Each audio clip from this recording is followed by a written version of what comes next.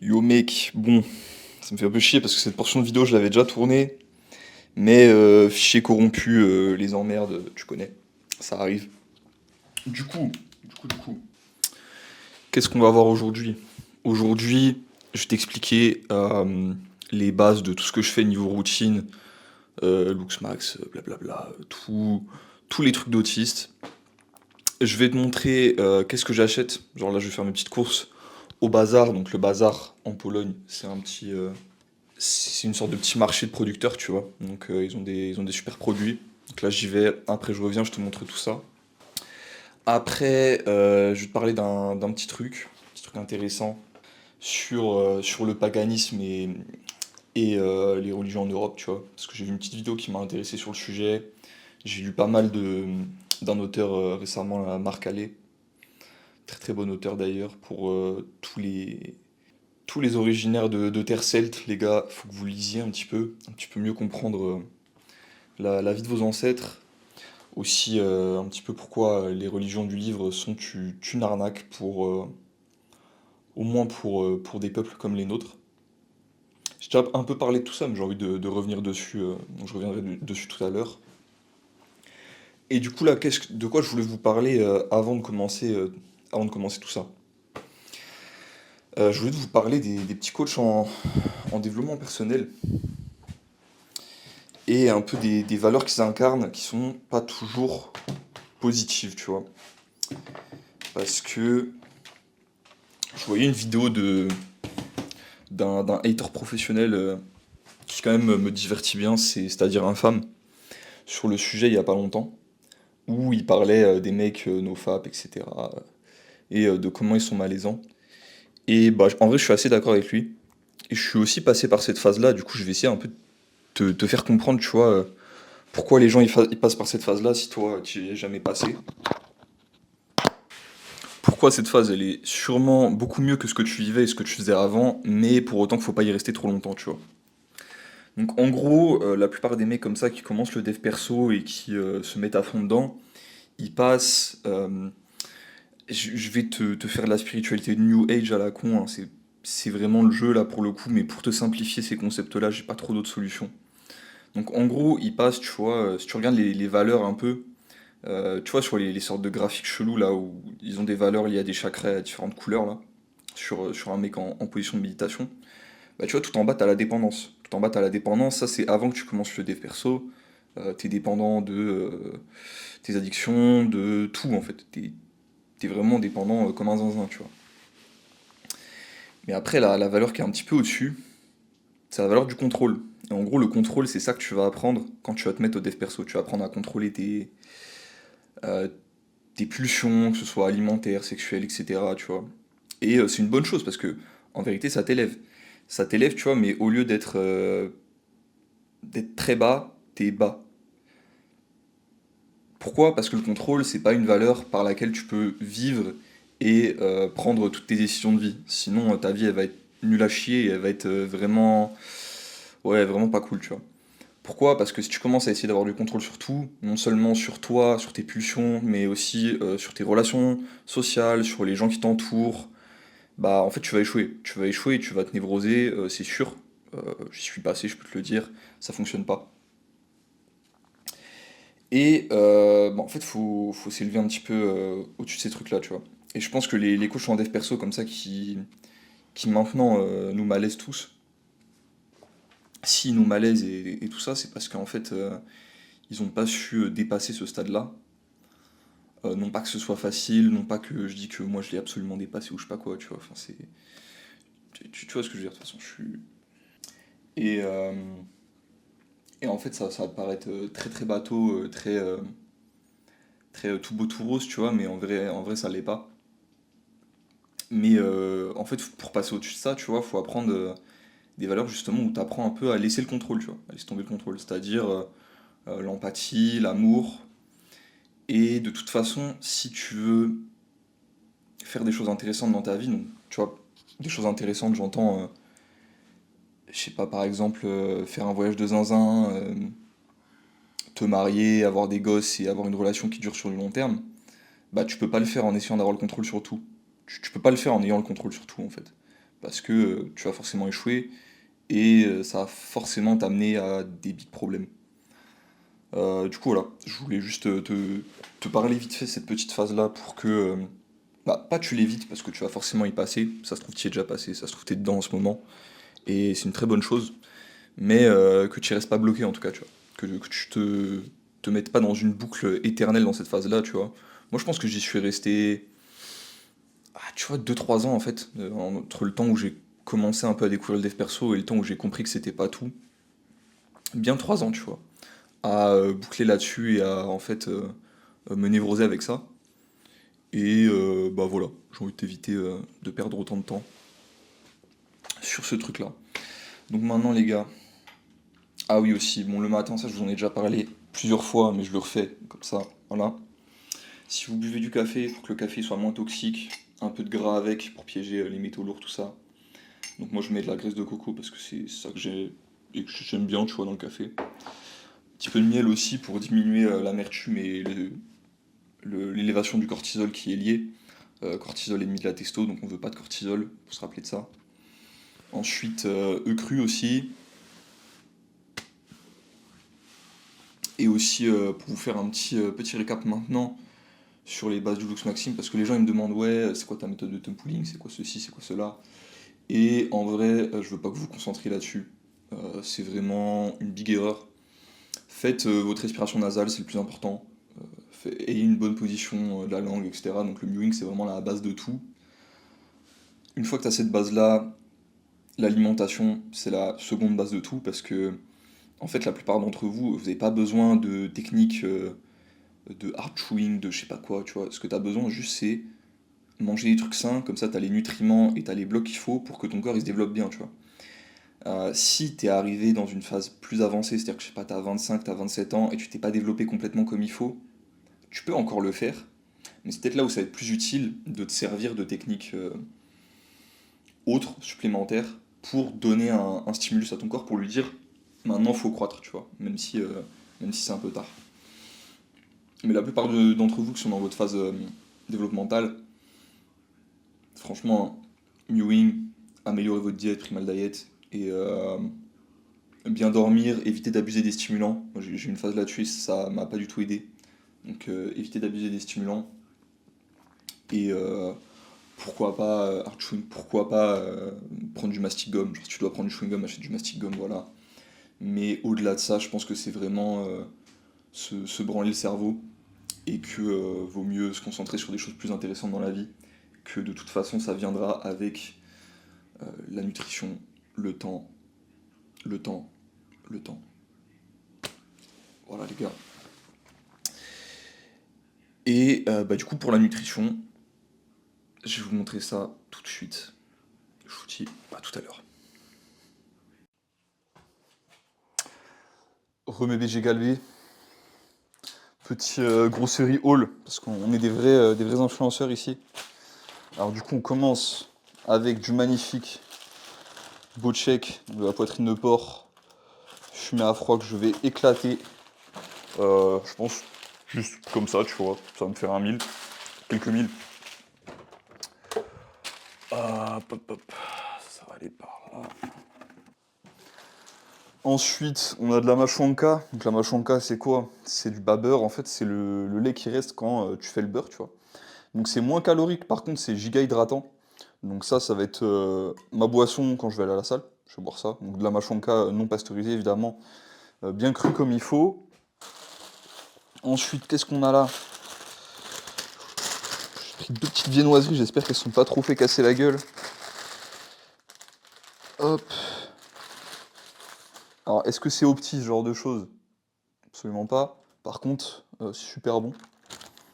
Choisis une fois de temps en temps, ça va pas te tuer, tu vois. Mm. Surtout que c'est pris au boulanger du coin, tu vois, il n'y a pas d'ingrédients chelous dedans. Genre, il y a du sucre, de la pistache, du beurre et de la farine. C'est pas, euh, c'est pas idéal, c'est pas primal, mais c'est pas un truc qui va te tuer, tu vois. Donc un petit plaisir comme ça de temps en temps. Voilà, avec un petit Paris-Brest pour accompagner ça. Ensuite, qu'est-ce qu'on a d'autre? On a Alors, le truc qui me casse les couilles avec les boucheries ici, c'est qu'ils utilisent vraiment du papier de merde pour la viande. Donc, à chaque fois, ils se cassent la gueule. Il va falloir que je trouve une autre solution.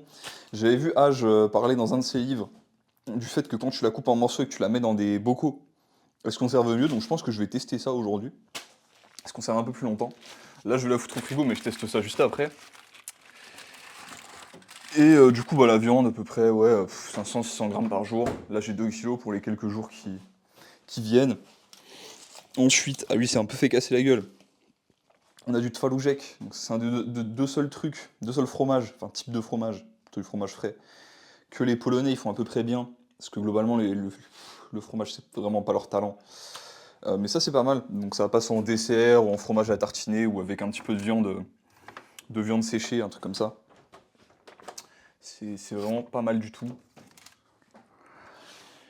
Ensuite, un petit yogourt aux fruits de la passion pour tester, au lait de chèvre. Big Masterclass ça. Le lait de chèvre vraiment bien bien au petit. Et on arrive sur la fin.